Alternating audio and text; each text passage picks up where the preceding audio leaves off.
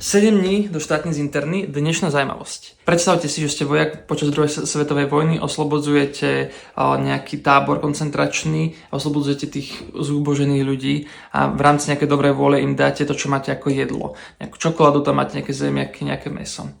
Dáte tým ľuďom nájsť a o pár dní na to niekoľko z nich umiera. Umiera na zlyhanie dýchacieho svalstva, umiera na zlyhanie srdca, následkom nejaké maligné arytmie.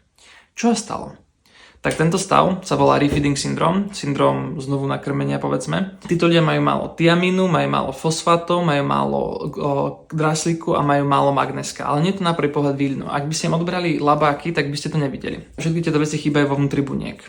A ak by ste im podali glukózu alebo nejaký cukor, nejaké sacharidy, ktoré by skončili ako glukóza, tak s tou veľkou dávkou glukózy by sa masívne uvoľnil aj inzulín. Ten by natiahol tú glukózu do buniek, kde vlastne tá glukóza na to, aby mohla ostať, sa musí použiť fosfát.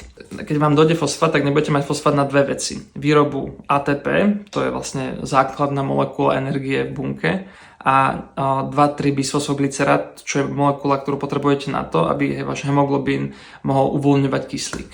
Čo stane, je, že vy nebudete môcť vyrábať energiu, pretože nemáte fosfát a nemáte kyslík. Nemáte kyslík kvôli tomu, že tým, že máte 2,3-bisfosfoglycerát, tak sa zvyšuje afinita hemoglobínu ku kyslíku a vlastne ten kyslík v tej krvi je, ale tá krv ho nechce pustiť. V dnešnej dobe sa s týmto stretneme tiež a nie je to až také vzácne, ako by ste čakali.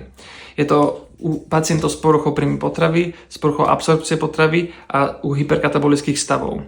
A najdôležitejšie je na to myslieť na to, že to môže nastať, identifikovať rizikových pacientov a realimentovať postupne, prípadne doplňovať veci, ktoré by mohli chýbať.